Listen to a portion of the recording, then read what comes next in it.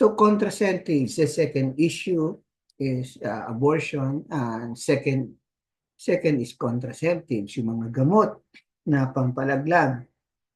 So the use of drugs, devices, or surgery to prevent pregnancy, yun ang ibig sabihin ng contraceptives. So ano po ba yung pinagsasabing contraceptives? Yun po yung condom, male condom, pills, birth pills, sponge, I think sa babae ito, IUD, yung tubal ligation eh. Vasectomy, yung puputulan mismo yun sa babae. Or sometimes now even sa lalaki na ng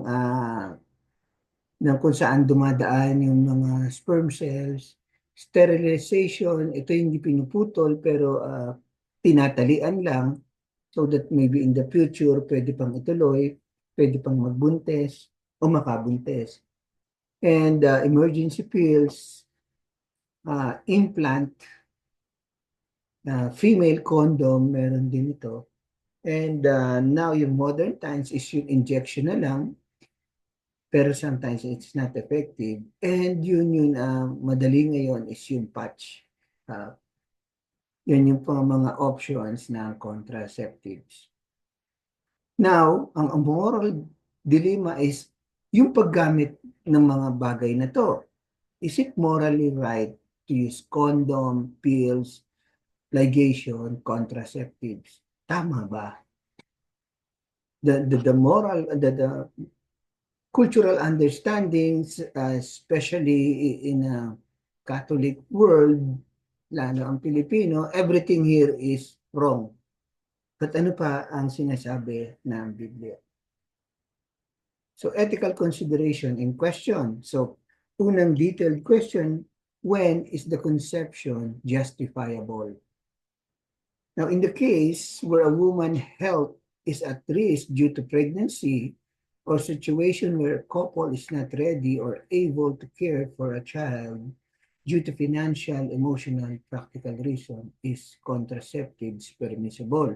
So, yun yung unang tanong eh. Siyempre, nagpa-family planning, tama bang gumamit ng mga contraceptives or for practical reason? It says, it sounds right, right? Now, how does the principle of stewardship align with the responsibility of family planning? Now, the plans, sasabi sa Proverbs 21 verse 5, the plans of a diligent lead surely to abundance, but everyone who's hastily comes only to poverty. Walang direct instruction ng Bible, but we need to be wise in our planning sa ating family, especially sa family.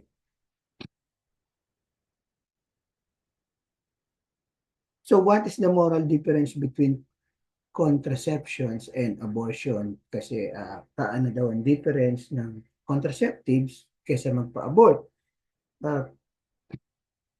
Dahil naniniwala ang ibang mga Kristiyano, there's a moral line between contraceptives and abortion, believing that conception prevents the conception. Yes, kasi ang ibang moral view on that, ethical view, Christian view, is as long na hindi pinapanganak, is it ethically correct daw. Ang iba naman, as long na hindi pa nagmi-meet, nagtatagpo egg cells and yung sperm ay hindi pa makukonsidered na na contradict sa plan ni God. So there are different view even among Christian view. Ang problema is yung iba na sinasabi natin contraceptives, hindi, it's no longer prevent but even really killing the na yung baby nang nabuo. Certain form of contraceptive that prevent implantation, kagaya ng birth control pills, IUD, may be viewed as akin to abortion. Kasi pinapatay niya eh. Pinapatay niya na yung nabuo. So, yun yung ibang understanding, Christian view, na para na rin abortion yun. Because prevent a fertilized egg from implanting the wombs, which raise ethical concern. Now, third question, does contraception contradicts the principle of trusting in God's provision? So the Bible does not directly address the modern use of contraceptions, but the principle which scriptures can help inform Christian ethical decision making in this area. So contraception must be evaluated in the light of God's design of marriage, procreation, and sanctity of life. So while some Christians may see contraceptions as a way of responsibly managing family size, others may oppose based on the belief that God should be the one who determines the family size. So yun na nga, no? There's it's really hard to juggle this view that's why we study. Kasi sa iba, na even Christian family, yung family planning, that's why they use contraceptives.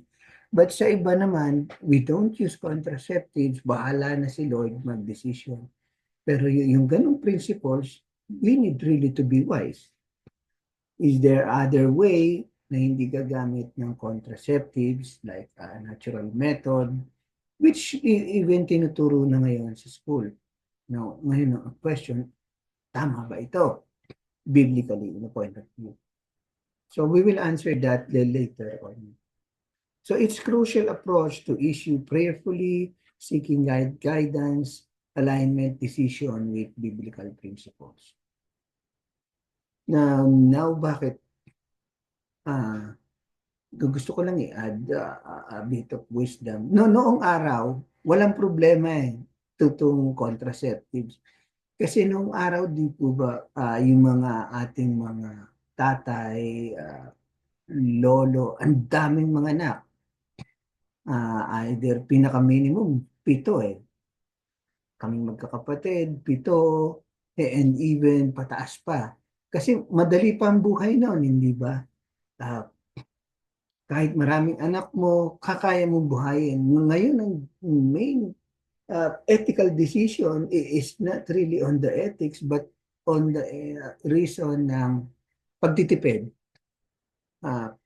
economic reason. Kasi mahirap magbuhay ng anak ngayon na madami, hindi po ba? Doon pumapasok yun yung ethical decision natin. Not because we know that, of course, gusto natin maraming anak, by moral standard, by common sense, but we're trying to avoid that because of economic reason. Yun yung bottom line sa aking understanding na bakit tayo nagbe-birth control pa. Muna, so ito yung sinasabi ng Biblia sa mga issue niyan. Sabi, Philippians chapter 4, verse 5. So in principles lang, since walang direct instruction ang Bible, but God gave in principle instruction how to be wise in making decision, especially sa paggamit ng birth control. So let your reasonableness, sabi sa Philippians chapter 4 verse 5, let your reasonableness be known to everyone. The Lord is at hand. So itong verse na to, encouraging Christian to practice moderation in all things, emphasizing our action should reflect the self-control and consideration for others. So ito nga yung pagiging wise natin in making decision na hindi lang natin ang fleshly desire parati ang nangunguna at how will I say, patong lang tayo ng patong until dumami ang ating anak. So we need to be wise kasi of course sa situation ngayon, yung for economic reason, we need to be wise. but how we will act biblically. So ang sabi sa Biblia, maging wise ka sa mga gagawin mo at hindi ka lang magpadala sa emotion mo, sa desire ng flesh mo. At the same time, you don't contradict yung teaching ng Biblia. So moderation is not about excessive restriction or indulgences, but about seeking a balance and measured life. So doesn't mean na iiwasan nyo na or di na kayo magtatalik. Hindi po yun ang sinasabi. Just be wise kasi the gift of marriage, sex is really coming from the Lord. We just need to use it with wisdom, with balance. Actually, in anything na bigay ng Panginoon, we should always use our mind, our wisdom in making a decision and applying that decision sa ating buhay. Another biblical principles is in Proverbs 25 verse 16. So, principles lang to. Have you found honey? Eat only as much as you need, lest you will be filled with it by vomit. So, yung pagkain daw ng honey, of course, masarap. At pero pag sumobra ka, masusuka ka rin. Of course, hindi natin maintindihan yung culture ng Filipino kasi hindi naman tayo kumakain masyado ng honey at mahal yon sa atin.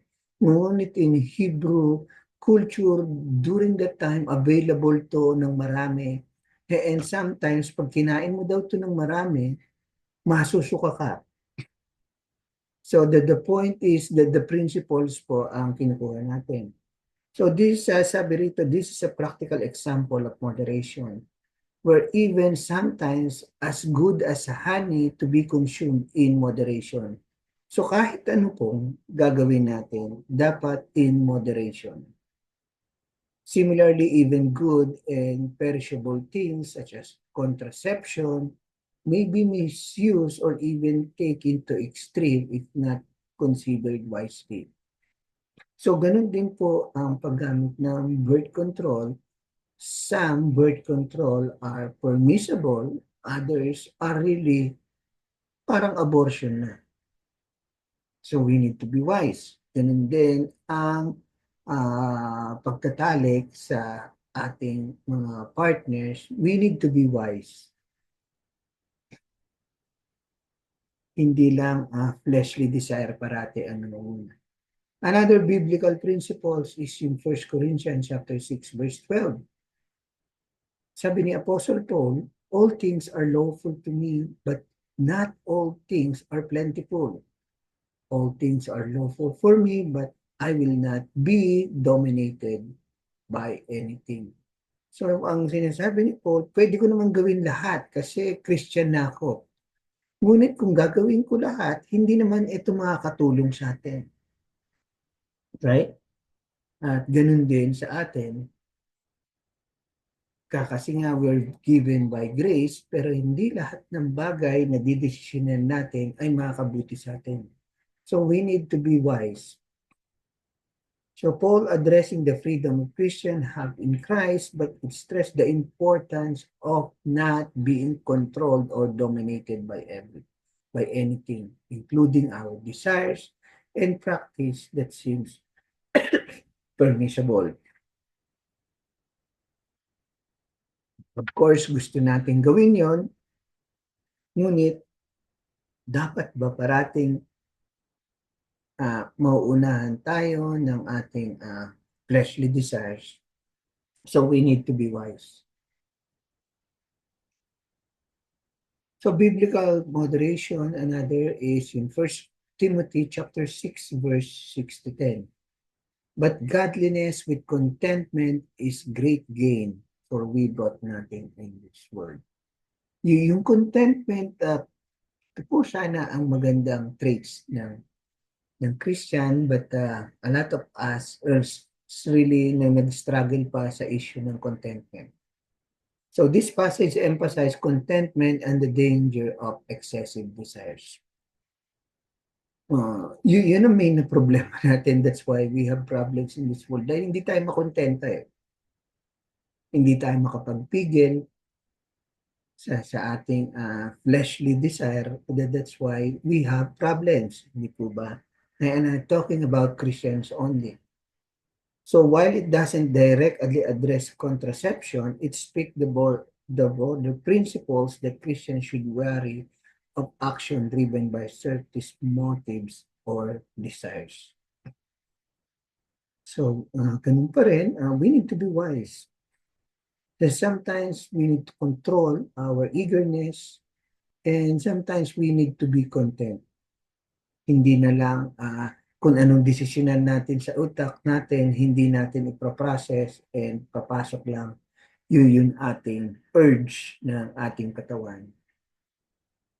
Dahil alam nyo na ang epekto nun, dadami at okay lang sana, pero kaya mo bang buhayin?